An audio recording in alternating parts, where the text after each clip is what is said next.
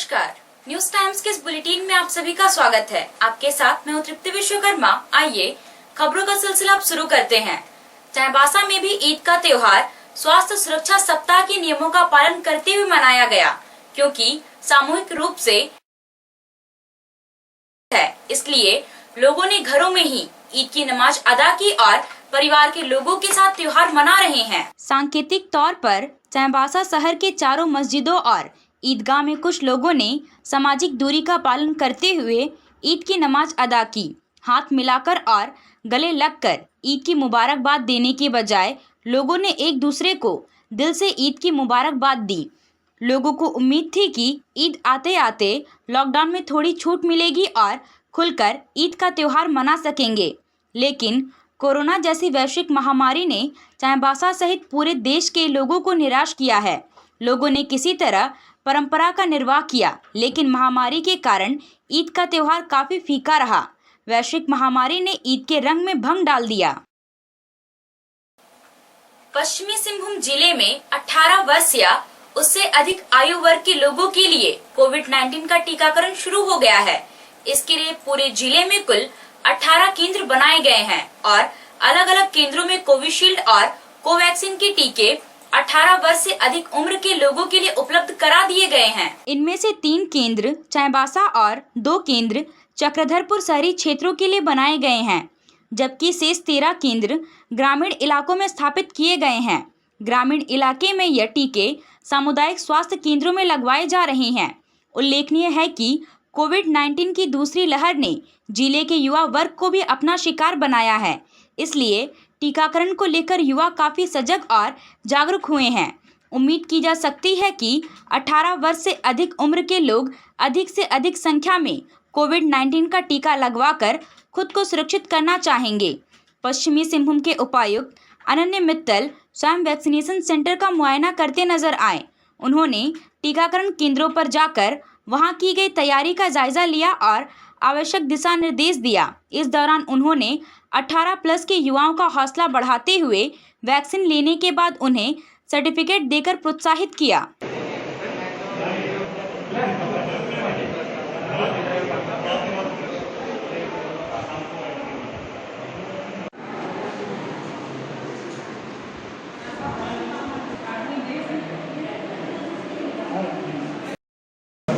ये तीसरे चक्र में अभी हम लोग 18+ के जो हमारे युवा वर्ग को भी वैक्सीनेट कर रहे हैं, तो उनको एक सर्टिफिकेट है स्मृति चिन्ह के रूप में उनको ये वैक्सीनेशन कार्ड जैसा है ये दिया जा रहा है कि आज आपको ये कोवैक्सीन या कोविशील्ड की वैक्सीन लगी है और संभावित जो दूसरी डोज की जो तिथि है उसमें अंकित कर दी जाएगी, ताकि वो किसी तरह से भूल करके वो तिथि को मिस ना करें। इसलिए शुरुआत में मैं कहूँगा कि काफ़ी थोड़ी मतलब कम रुचि दिखा रहे थे लोग, क्योंकि धीरे धीरे जैसा भी हो कई कारण हो सकते हैं कि अब धीरे धीरे लोगों में वैक्सीनेशन के प्रति लोगों का रुचि बढ़ रही है और वैक्सीनेशन सेंटर्स में अपनी उपस्थिति दर्ज करा रहे हैं। और ग्रामीण क्षेत्रों में भी मैंने देखा है कि शुरुआत में जहाँ पर बिल्कुल भी वैक्सीनेशन नहीं हो पा रही थी, और धीरे धीरे अब लोग वहाँ से डिमांड कर रहे हैं कि हमें वैक्सीनेशन करवाना है।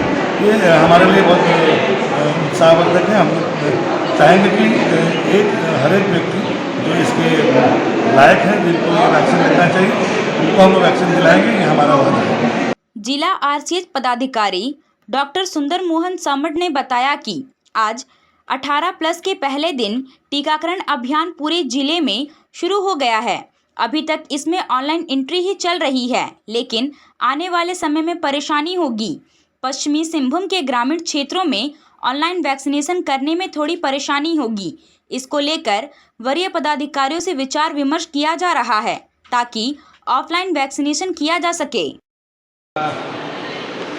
हम लोग कल शाम तक प्रयास किए कि सब चीज़ लाइनअप हो जाए 18 क्लास का। तो सदर चाईबासा में हम लोग का 3 सेंटर चल रहा है। ये सदर में, एक तो स्कॉट स्कूल में और एक कुंगरी में, और चक्रधरपुर में 2 सेंटर चल रहा है।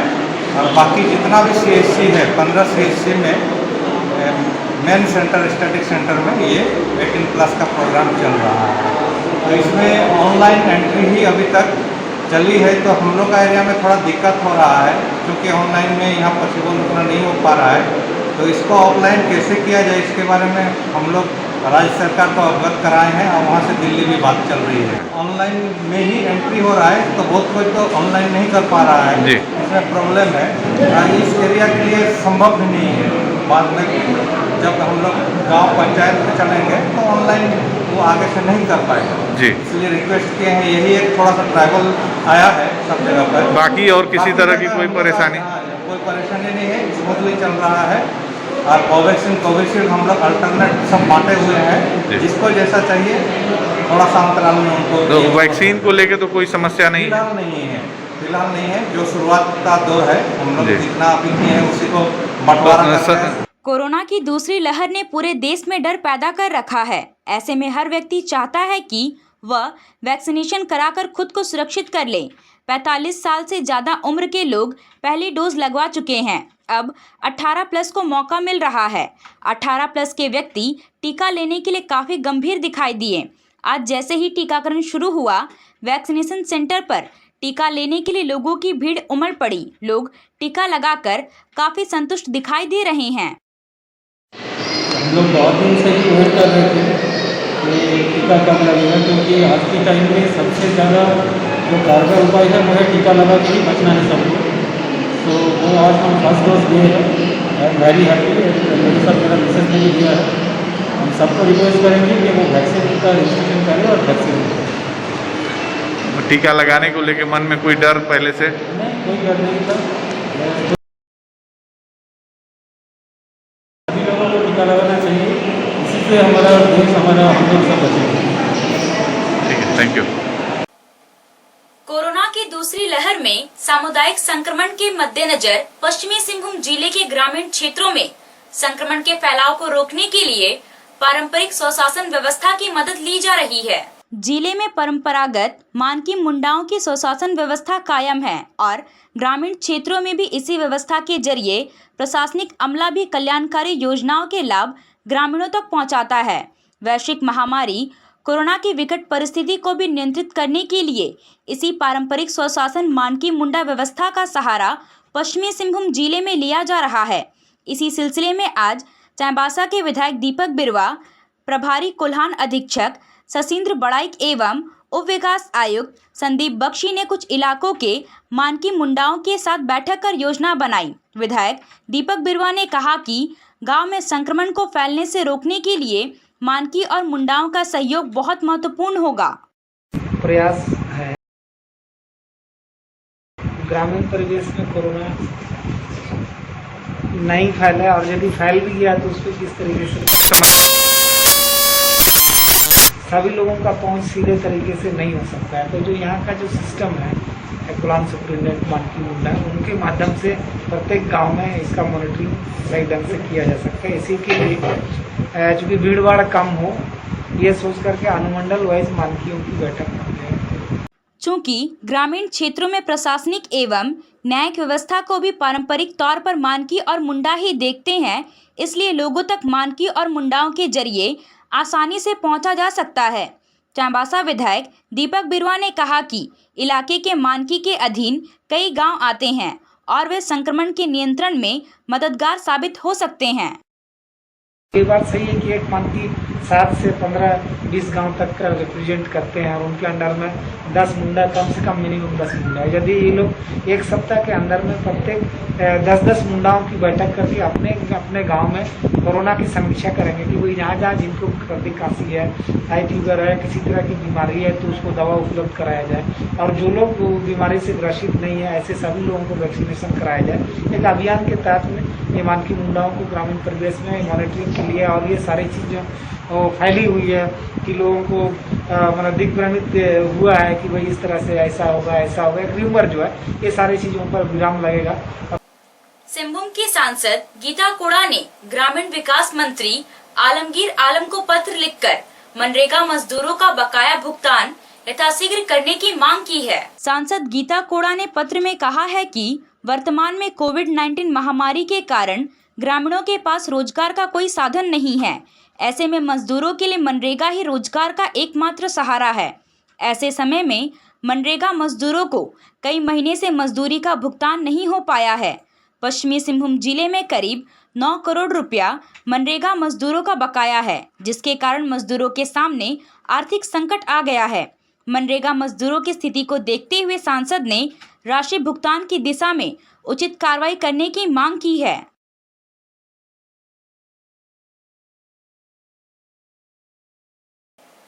पश्चिमी सिंहभूम के ग्रामीण क्षेत्रों में भी कोरोना अपने पैर पसार चुका है।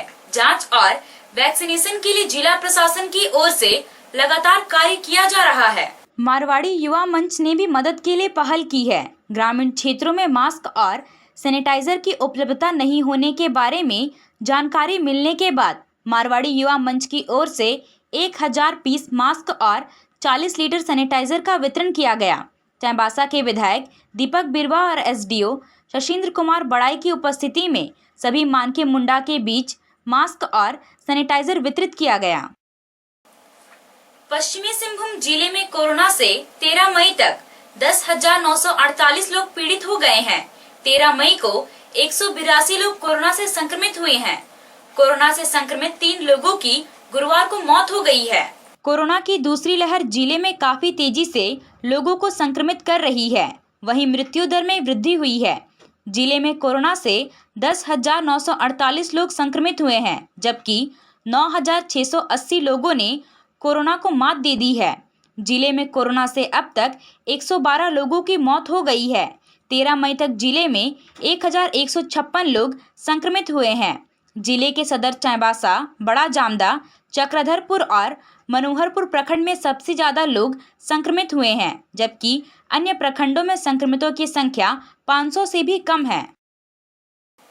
पश्चिमी सिंहभूम के जगन्नाथपुर थाना क्षेत्र के गोबर गांव तथा राजाबासा के लोगों के बीच मारपीट के मामले में गोबर गांव के 3 युवकों की गिरफ्तारी के विरोध में ग्रामीणों ने जगन्नाथपुर थाने का घेराव किया। बिजली तार खींचने को लेकर 11 मई को हुए झगड़े को लेकर शुक्रवार को गोबर गांव के 3 युवक को पुलिस के द्वारा गिरफ्तार करने के बाद ग्रामीण भड़क गए। ग्रामीणों का कहना है कि पुलिस ने तीनों युवकों को झूठ बोलकर थाने बुलाया और फिर गिरफ्तार कर लिया, जबकि गुरुवार को अनुमंडल पुलिस पदाधिकारी के समक्ष दोनों गांव के बीच समझौता हो चुका है।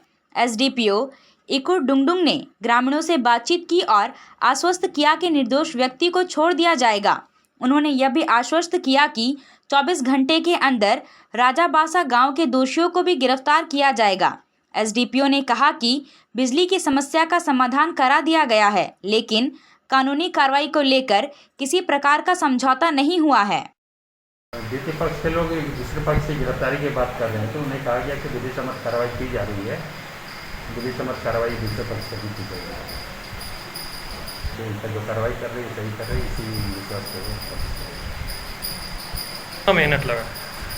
मेहनत नहीं, कोई बात नहीं है। गांव के महिलाएं, उन्हें तकनीकी बातों, कानूनी बातों को बताना पड़ता है। वो कानूनी बात को समझ गए, उसके समझने को चेष्टा की। ना ऐसी बात नहीं, पुलिस कार्रवाई कर रही है। जो भी उनकी भी गिरफ्तारी होगी, ऐसे किसी तरह का बात नहीं है और तो कोई दिक्कत नहीं। अभी के लिए बस इतना ही। कुछ और खबरों के साथ हम फिर हाजिर होंगे। तब तक न्यूज टाइम्स की पूरी टीम को दीजिए इजाजत। नमस्कार।